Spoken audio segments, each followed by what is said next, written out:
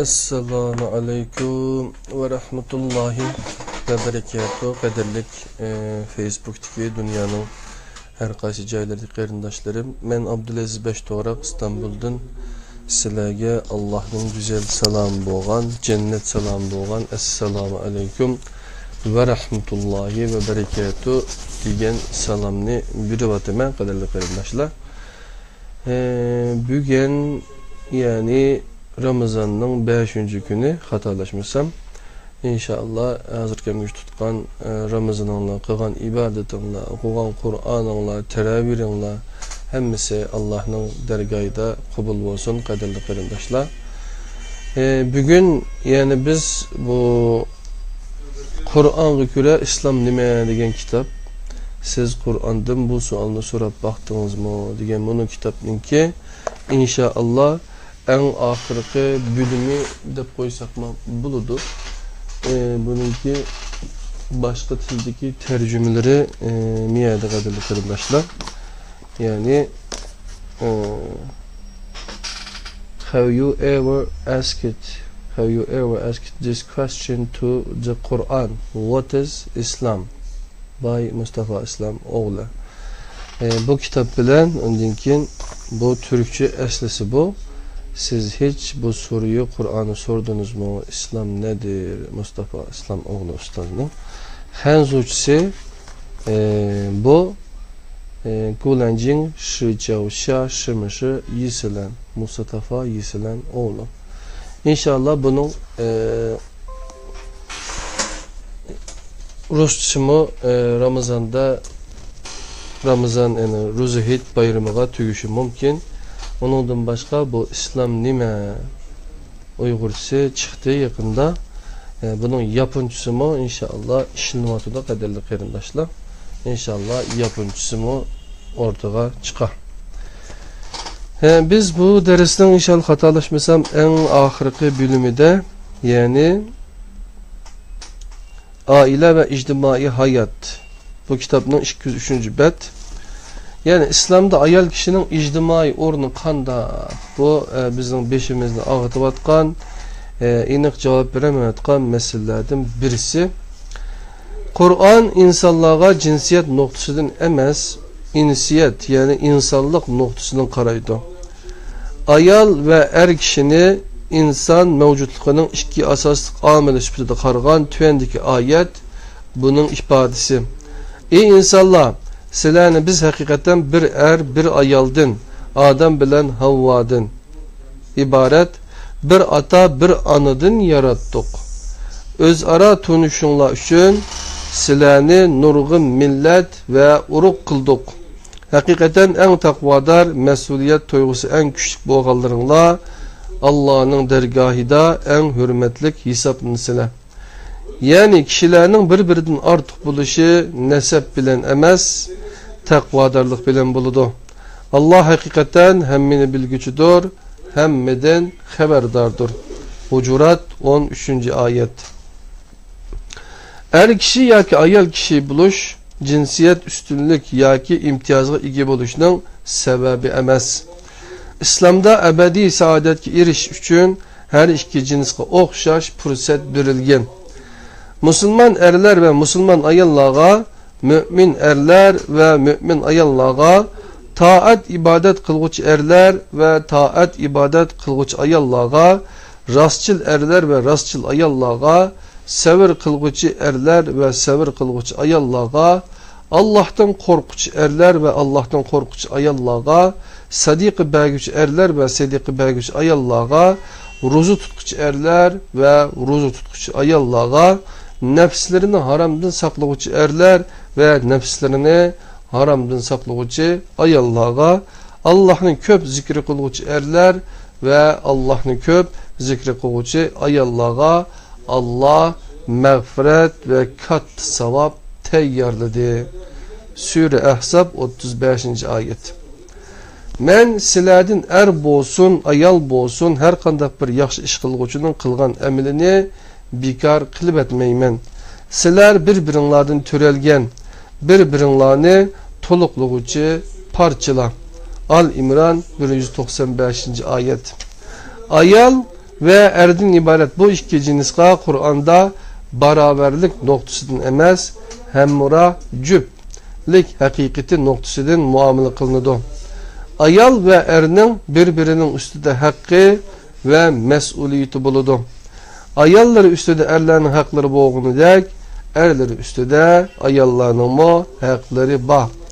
Bekara 228. ayet. Kur'an ayallarga kol tekkizishga buyurumdu.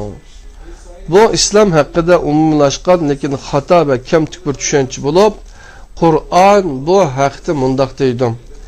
Erler ayallarının hamilirdir. Bu Allah'ın ularning ba'zisini ba'zisidin, yani erlerini kuch quvvat, g'azotga chiqish qatorliq jihatlarda ayollardan ortiq qilganligidir ve erlerning öz pul mollarini sarf qilganligidir.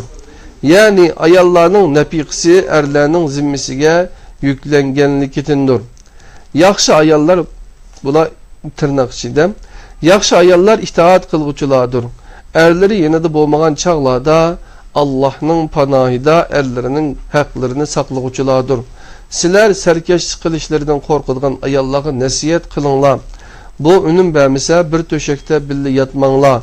Bu mu ünüm bermese ularni adablash maqsadida astiraq urunglar. Eğer sizlerge itaat qilsa, ularni buzaq qilish xiyolida bo'lmanglar. Allah hakikaten sizlerden üstündür, büyüktür. Allah ayollarga zulm qilganni jazolaydi. Sure Nisa 34. ayet.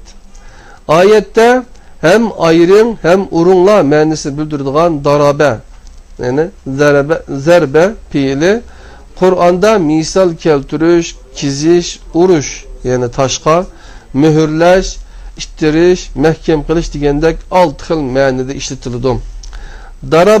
Darabe fiili darabet dahru beynana misalidagidek Arapçada iki şeyini birbirinden ayırış ma'nosida ishlatiladi.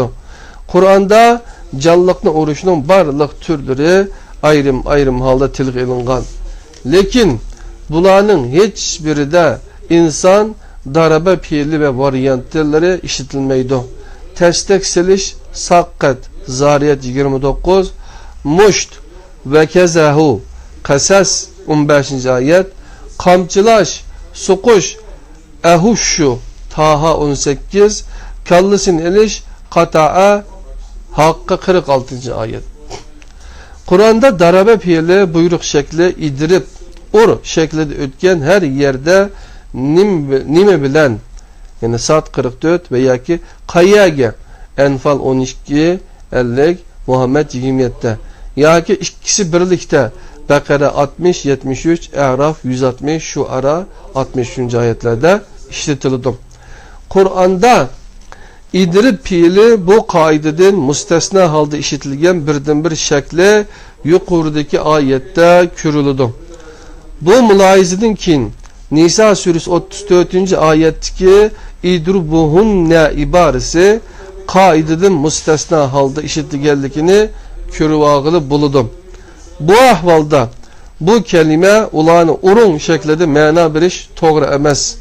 Bu kelimege ulanı urun şeklinde mana beriş toğra emas. Ahirede fakat birli manası ulanı ayrınlar kalıdım. Sadakatsizlik kılgan hemra cüpla üçün ulanı urunla emas, ulanı ayrınla manası Kur'an'ın gramatik cihetten mo toğra körülmekte.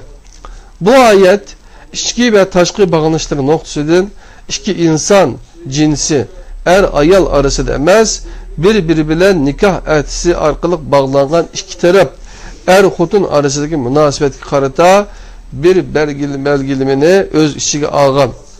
Meşhur tebşir sunas tebariğe göre bu ayet iri tarafının testek yiyen Habibe binti Zeyd'nin Resulullah'a şikayet kılış sebebidir nazil boğan. Resulullah Habibe'ni okşaş derecede irinin bir testek selişki buyurgan. Bu ayet nazil buluşu bilen ben bir nersini halidim, Allah başka bir nersini halidi. Şüphesiz Allah'ın halıgını hemmedin hayırlıktır diyen. Kur'an Resulullah'ın hükmünü tasdiqlamagan. Bu yerde dikkat kılışkı erciydiğen nokta Resulullah'ın iridin yiyen tasdiki karşı bir ayalını o'xshash derecede yerini bir testek selişqa buyuruşu idi. Eğer köp ma'nilik bu sözünün urunla ma'nisini aldığan bolsak, bu hakikatni nazardan saqit qilmaslik kerak. Urush ishi er va ayol kishi arasida emas, er xotin arasida yuz bergan ailening ichki ishi. Bu yerde münasebetlik şəxslərə texmi yaxşı və texmi insani bo'lgan usul tavsiya qilingan. Qur'onning insoniyatga qaratılgan nishonini so'z labzi bilan cheklab qo'yish Qur'onni tarixi mahkum qilganlik bo'ladi.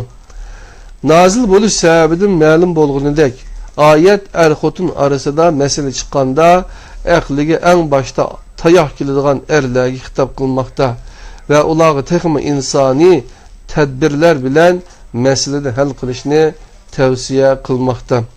Bu tedbirlerden biri ayol kishi bilen töshakni ayirishdir. Lekin bu tedbir ko'p xotinlik vaziyatda bir jazolash usuli bo'lib hisoblanadi. Aksi holatda er kishining o'zini jazolantirishiga aylanib qoladi. Bu sababdan bu oyatdagi tavsiyaning maqsadi o'z vaqtidagi arab jamiyatida ayolidan xatolik o'tib qolsa, birinci bulup tayak bilen ayalın cezalaydıgan erlerinin ayalı qaratgan zorluk zumbulukunun aldığını eliş idi. Resulullah ayal kişini urup bakmagan ve uruşkumu ruhsat kılmagan. O mundaq diyem, sile ayallarınlarını kulunu uğandek uruştun xejil bolmam sile. Kündüzü urup, andın keçisi birlikte bulu sile. Şundak mı? Bukhara Nikah 93. Resulullah ayallarını qattiq uruşunu çekligen. Ebu Daud, Nesai, İbn Mace, Ahmed bin Hanbel. Tarixten ma'lum ki Resulullah ayalları bilen üzlüşüp ketişki tas qalğan. Lekin Resulullah talaqını vermekçi bolgan ayalların uruşunu oylap bakmagan. Kur'an bu ahvalda uruş tayaqni emas, talaq qilishni başqacha qilib esaq, üzlüşüp ketishni tavsiya qilgan. Ahzab 28-32 ayetler. Eğer yuqoridagi ayetni Resulullah'ın hayotiga tatbiqlashi bilan birlashtirib tushunadigan bo'lsak, oyatdagi ko'p ma'nilik so'zni urunglar degan ma'nida emas, ayringlar, üzlüşüp ketinglar deb tushunishimiz kerak.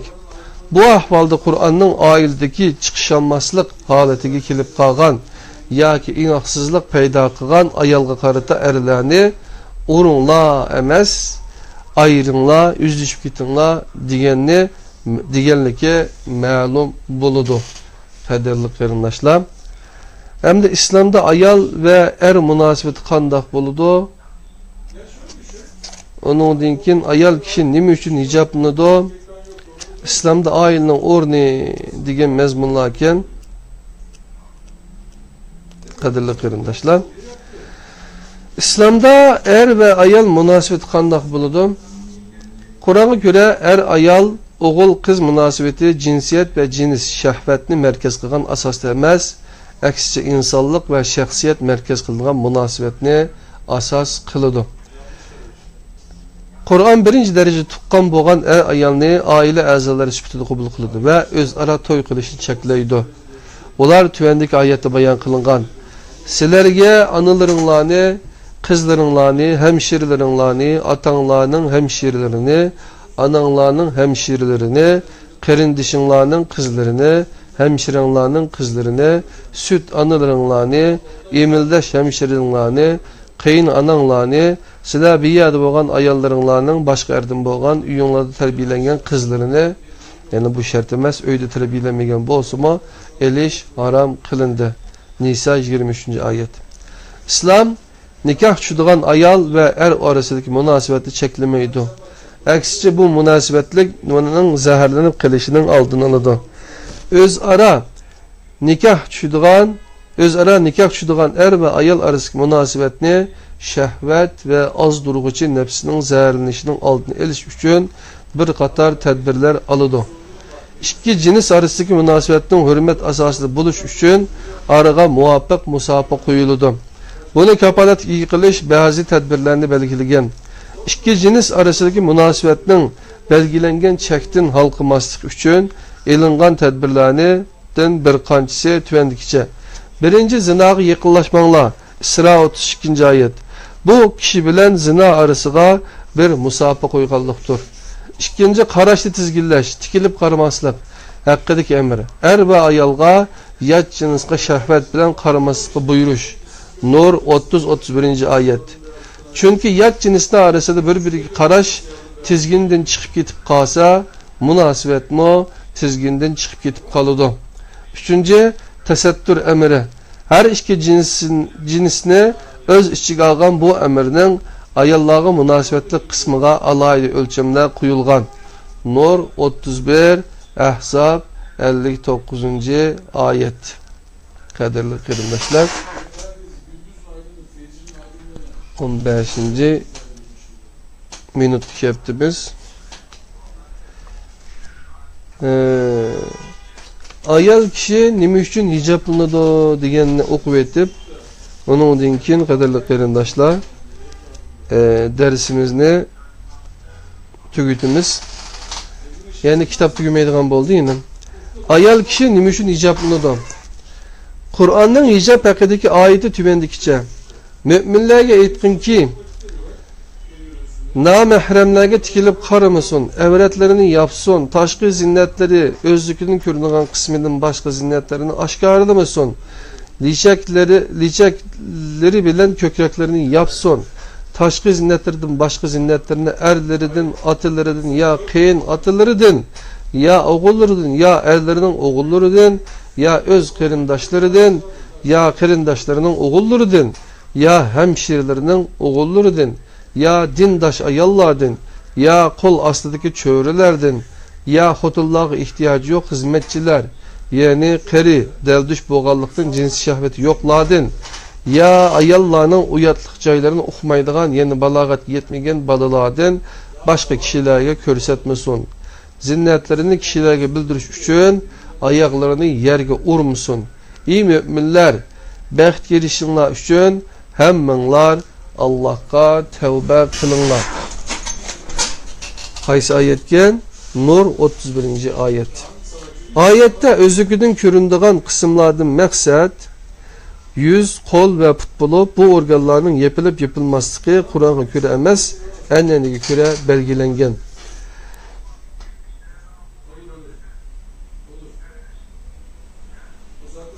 Hiç hemmeyi körsetmesiki buyurulgan celip kılgıcı ve güzellikler umumi körüstüştün saklanış gerek boğan şahsi güzellikler bulup umumi körüstüştün tutuşunun bunda iki maksatı var. Birinci, ayal kişinin kişilikini kişi cins buluşunun aldığı elip cinsi suistimalının aldığını eliş. İkinci, eninin tesiri bilen ictimai hayattan çetkişe kılgan ayal kişini ictimai hayatta kaytırıp keliş.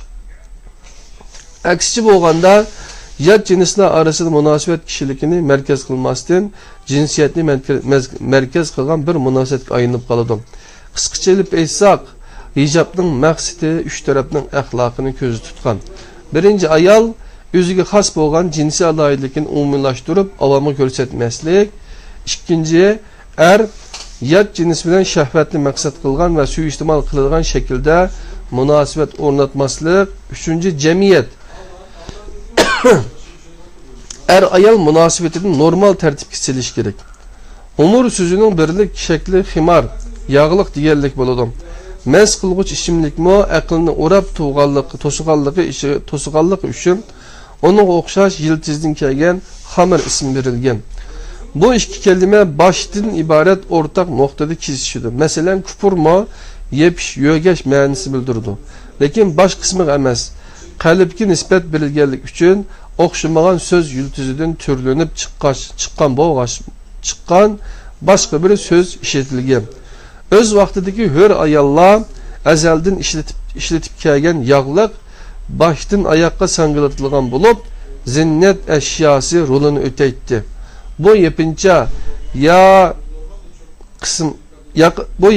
yaka kısmıga to'g'ri kelgan kökrek ve kökrekteki zinnet buyunlarını gösterken uç kısım cuyupni yapmaydı. Liçekleri bilen kökrekini yapsın ibaresi uç koyulgan buyun ve gerden kısımlarının mu liçek bilen toluk yögülüş hakkında talimatını öz içiye almakta. Kadirli kırındaşlar da olsa